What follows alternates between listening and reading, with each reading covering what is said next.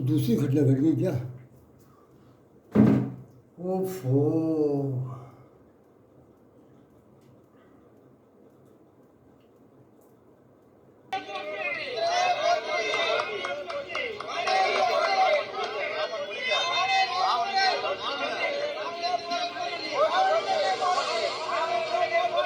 ये तमिलनाडु में ये होगा था।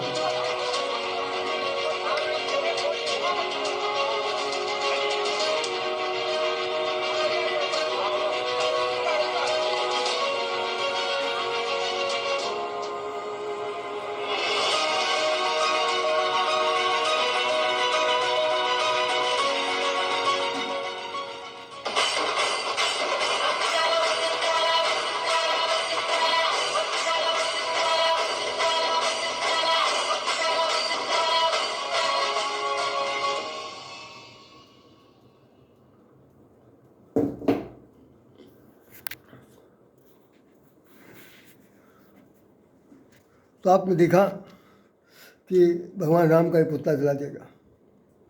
तमिलनाडु में क्या क्या 10 मनाया जा रहा, रावण का इसके बाद दिखाया जा रहा और हाथ में सितार लिए बजा बजा रहा। अपने ही देश में वितरगाती लोग हैं, अपने देश में ही आस्तीन के सांप हैं, अपने ही देश में ही अब वो चाहते हैं दो तरह का युद्ध, चाहे बांग्लादेश में जो युद्ध हुआ वो यहाँ भारतवर्ष में हो जाए।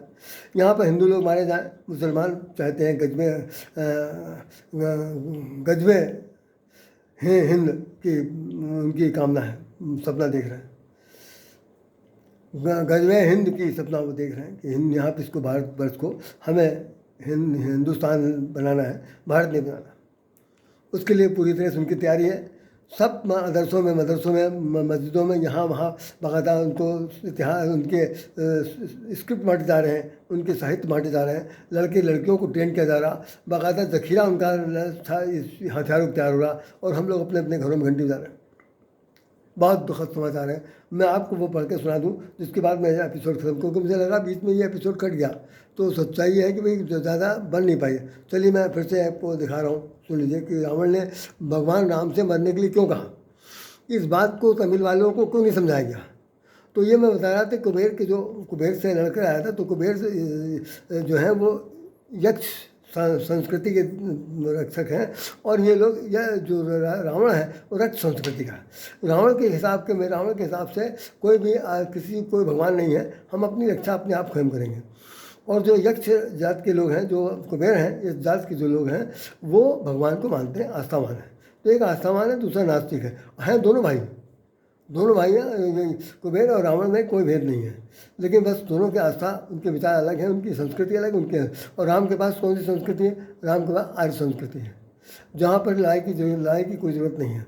जहाँ तक हो सके तालमेल से बात बैठा दिया जाए, और नहीं अंत करता तो मारना ही है, फिर तो कुछ नहीं सकता।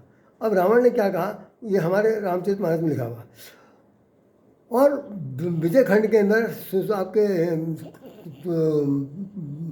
वाल्मीकि रामायण में भी लिखा हुआ है, लंका कांड के अंदर, उसमें भी जो लिखा गया, उसमें रावण ने जो अपनी बात कही है उसको मैं अभी सुना दे रहा हूँ। आप देखें रामचरितमानस की चौपाइयों में अरण कांड का दोहा नंबर 22, उसमें रावण स्वयं कह रहा कि मैं मरना चाहता हूँ, और उसकी ये बात तमिल वालों ने क्यों नहीं सुना, कम रामायण क्यों नहीं पढ़ी। उसमें कौन सी ऐसी बात लिखी हुई जिसके अंदर राम का पुतला फूंका जाएगा। देखिए चौपाई, देखिए क्या कह रहे हैं। रावण कह रहा, खर दूषण मोसम बलवंता तिनहि कुमार बिना भगवंता। बिना भगवान को खरदूषण को नहीं मार सकता, क्योंकि खरदूषण मेरे समान ही बलवान। सूर्यरंजन भंजन महिभारा, देवताओं की प्रसन्नता के लिए और धरती के बोझ को हल्का करने के लिए, भंजन महि माने धरती, भार को कम करने के लिए, जो भगवंत लीन अवतारा। अगर भगवान ने धरती को पापियों से मुक्त करने के लिए, देवताओं को प्रसन्न करने के लिए इस धरती पर अवतार लिया है, तो मैं जाई बैर हट करी हूँ, तो मैं बलपूर्वक जा करके अब्राहम से बैर करूँगा। हम लड़ना नहीं चाहते थे, लेकिन अब हटपूर्वक उनसे लड़ाई लड़ेंगे। क्यों लड़ाई लड़ेंगे भाई? किसने आपको समझाया? किस गुरु ने आपको बता दिया? किसी कहना आज तक माना? लेकिन नहीं, उसने संकल्प कर लिया। मैं तमिल वालों सुन लें, उसने संकल्प कर लिया ये रामचरितमानस की बात है, प्रमाणित ग्रंथ है, कोई हम लोग गधों की लाइन में नहीं बोल रहे हैं। प्रमाणित ग्रंथ का ये सार है जिसमें दिया जा रहा। और का उनमें वाल्मीकि रामायण जो लिखा हुआ लंका विजय में, उसके साथ देखिए क्या लिखे, तो मैं जाय बैर हट करी हो, प्रभु सर प्राण तदे भवतरि हो, प्रभु सर प्राण तदे भवतरि हो, प्रभु के बाण से अपना प्राण त्याग कर इस धरती से मैं मुक्त हो जाऊँगा, हठपूर्वक बैर करूँगा और भगवान के बाणों से प्राण त्याग कर हम धरती से यहाँ से मुक्त हो जाएंगे। क्यों हुई है भजन तामस देहा, मन क्रम वचन मंत्र दड़ेहा। तो उसने इतनी बात कह दिया कि भाई हमारे मन इस तामसी शरीर से भजन कीर्तन नहीं होने वाला और हम भक्ति वैराग नहीं करेंगे, भगवान से जाएंगे। ये बात लिखी हुई साहब। उसके बाद हमारे देश में पुतला फूका गया, उस राम का पुतला फूका गया जिसके बाद दूसरा कोई राम इस धरती पर पैदा ही नहीं हुआ। इतने युग बीत गए, राम केवल एक ही हुआ। किसी भी संप्रदाय में, किसी भी धर्म में आज तक जितने भी धर्म बने, बनते गए, बिगड़ते गए, टूटते गए, फूटते गए, शाखाएँ बदलती गई, सब कुछ होता गया, लेकिन हमारी संस्कृति, हमारी सभ्यता, हमारा सनातन आज तक अमर है। और उसमें राम ने जो जन्म लिया है उन्होंने करके दिखा दिया। ऐसा नहीं करना चाहिए। किसी भी धर्म को, मूर्ति को तोड़ने का कोई अधिकार किसी को नहीं प्राप्त। इतना बड़ा लोकतंत्र नहीं है कि आप जो चाहें वो करके दिखा देना। सिर्फ ये राजनीतिक लड़ाई है, राजनीति की लड़ाई है। और वो हुक्सा रहे हैं कि हिंदू उत्तेजित हो और दो हाथ करने को तैयार हो जाए, तो हमारे पास तो सामान रखे है, वहाँ हमारे पास सामान रखा है, हम उनको सिर धड़ अलग कर देंगे और यहाँ पर हिंदू राष्ट्र की जगह पर मुस्लिम राष्ट्र घोषित कर देंगे। एक मुद्दा बन गया। अब क्या सच है, क्या झूठ है, क्या सही है, क्या नहीं सही है, नहीं मालूम, लेकिन ये उदाहरण सामने आपको दिखाई पड़ा कि उन्होंने पुतला जला दिया। बागेश्वर धाम के बाबा जी ने कहा आज कि वहाँ पर भी कहीं कोई जगह है मध्य प्रदेश में, वहाँ पर भगवान शंकर की शिव मूर्ति तोड़ दी। तो वो सब लोग बहुत आक्रोशित हैं। बाबू ये सब क्या है? ये सब इस बात का कारण है कि युद्ध करने का एक संकेत है और ये हुस्काया जा रहा। विदेशी नीतियाँ आपको बाकायदा ये कह रही हैं कि तुम अंदर लड़ाई लड़ो, बाद में हम लोग तो पैसा देंगे ही, हम लोग तो करेंगे ही, और आप लड़कों को बुलाइए, उनके धर्म परिवर्तन कराइए, लड़कियों को अपना बनाइए, उनसे बच्चे पैदा कराइए और सबके करने के बाद हिंदुओं को मार डालिए। अब सोचना और समझना आपका काम है। मैं एक बार फिर से उसी को दिखा रहा हूँ, उसी को मैं फिर दिखा रहा हूँ।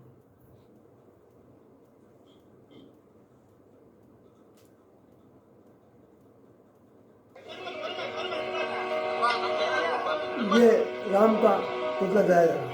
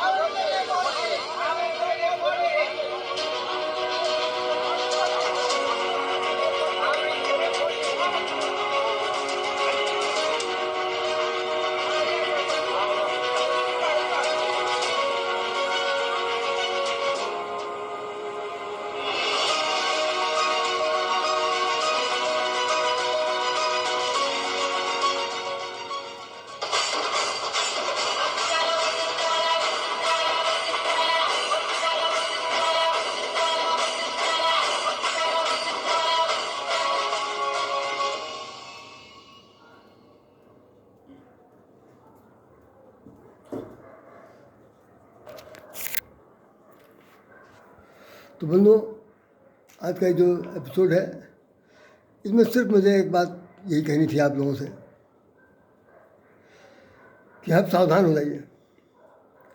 दो हाथ करने की जरूरत नहीं है, कम से कम आप अलर्ट रहिए। अपने बच्चों को, अपने पीढ़ी को, अपने परिवार को, अपने माता पिता, भाई बंधु, सगे संबंधियों को सबसे कह दीजिए कि भाई कभी भी कोई आक्रामक स्थिति आ सकती है, तो सबको वीर जवान बन के रहना है।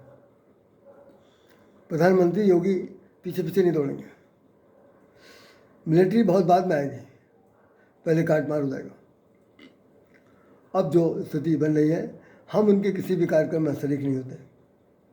हमारे जुलूस में वो जरूर पत्थरबाजी करते हैं, होता है।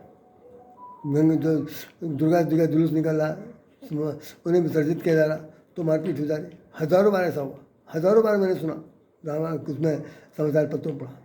इनके जब मुहर्रम में निकलता है, कोई हिंदू दूर दूर तक जाता नहीं है। तुम अगर सीना पीट लो तो हमसे कोई मतलब नहीं, लेकिन आपको कम से कम दूसरे धर्म पर, जब आप बराबर कहते हैं कि हमारे इस्लाम में ऐसा कुछ नहीं लिखा हुआ कि किसी भी धर्म की निंदा की जाए, किसी को सताया जाए, किसी को पीड़ा पहुंचाई जाए, तो इस्लाम जो है वो कबूल नहीं करता। तो भाई ये कौन से लोग हैं जो कबूल करवा रहे हैं? बहुत बात करना पड़ेगा। अभी पकड़े गए हैं कुछ लोग, जिनमें से 5 लोग जो थे वो ये परिवर्तन कर रहे थे, और साथ साथ ये है कि एक नई सेना तैयार कर रहे थे जिससे युद्ध हो। तो मेरे भाइयों, मेरे मित्रों, मेरे सगे संबंधियों, मेरे शुभचिंतकों, आप सबसे निवेदन यह है कि राम सबके हैं, पूरी दुनिया के हैं। और राम में अन्यथा अगर न लिया जाए तो राम सर्वधर्म के राम है, सर्वधर्म के राम है। जगत प्रकाश से प्रकाशक रामू, जगत जो है प्रकाश होने योग्य है, और उसको प्रकाशित करने के लिए एक ही नाम है जिसका नाम राम है। तो जगत में हर जाति के लोग आते हैं, उस जगत में धर्म नहीं चलता। हम सब लोग इंसान हैं, इंसान बन के ही आए हैं। यहाँ पर बंटवारा हुआ तो अभी भी सवेरा है। जाग जाइए, जाग जाइए, मानवता के लिए, इंसानियत के लिए।